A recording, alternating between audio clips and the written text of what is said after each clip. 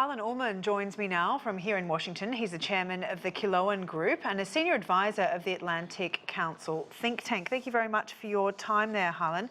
Now, firstly, with the prospects of Finland joining NATO looking more and more likely, what does this mean for Putin?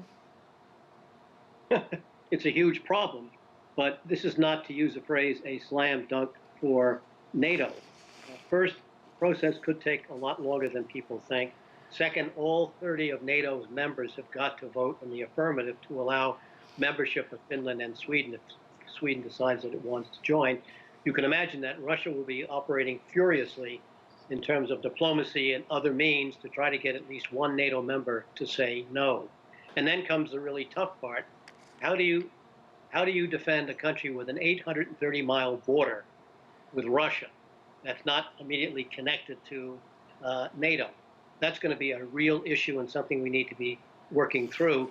Plus, what do we do about future diplomacy with Russia? Because we don't want to have adversarial relations dominating everything for the next decade. And so, on the one hand, while the accession of Finland, if it occurs, and I suspect it will, is tectonic, the problems that are being raised are also tectonic, and I hope a lot of bright people in Brussels and elsewhere are thinking their way through of the unintended and other consequences of this.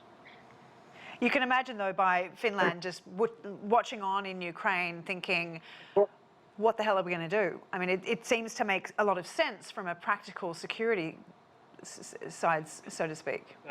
A great military, and you have to admire certainly the pluckiness and resistance of Ukraine and Finland with a population of about 5 million. These are courageous countries, and I think the West and certainly the United States should be able to emulate some of the things in terms of how they're standing up to defend themselves. On the one hand, this is really quite a marvelous performance. On the other hand, it's going to be a long road to hoe as they join NATO. It's going to create many, many more problems than I think most people are aware of right now. Well, given the fact that Russia has threatened to retaliate such a move, what do you think Putin can and will do at this point, especially given the fact so much of his resources are currently in the fight in Ukraine?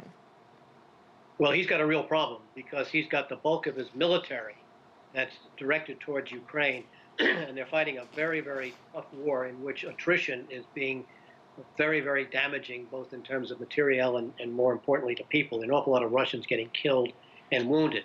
So he's got only a certain amount of military capacity left. So what he's going to be doing is threatening nuclear weapons. Kaliningrad, as you know, which is the enclave in the Baltic that belongs to Russia, will be used, obviously, diplomatically and in terms of propaganda, that it's going to be increased in its military capacity. And there's going to be all sorts of propaganda and diplomacy directed against NATO, trying to divide NATO, arguments why Finland should not be allowed to join, and great pressure on a number of the smaller NATO members to vote no. And of course, Russia has the means through leverage with its gas and oil, and obviously in proximity where it is geographically located. So these are going to be trying times, and I just hope that the NATO alliance is well prepared for these and other contingencies that are going to arise that we may not anticipate. Interestingly, though, given the fact that Russia used this as one of the reasons why it needed to invade Ukraine, it wanted to avoid an eastward expansion of NATO, is it fair to say that Putin's gambit to decrease NATO's influence in Europe has completely backfired? Of course.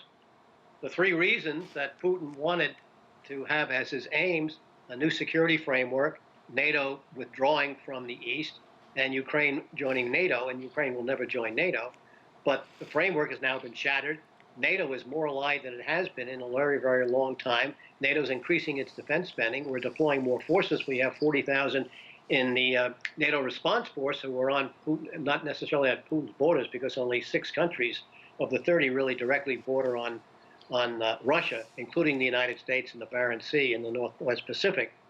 But Putin's got a lot of problems here. And he also knows that the Finns have got a very large army and a very large reserve and some of the best military forces in Europe. So this is now a real problem for him.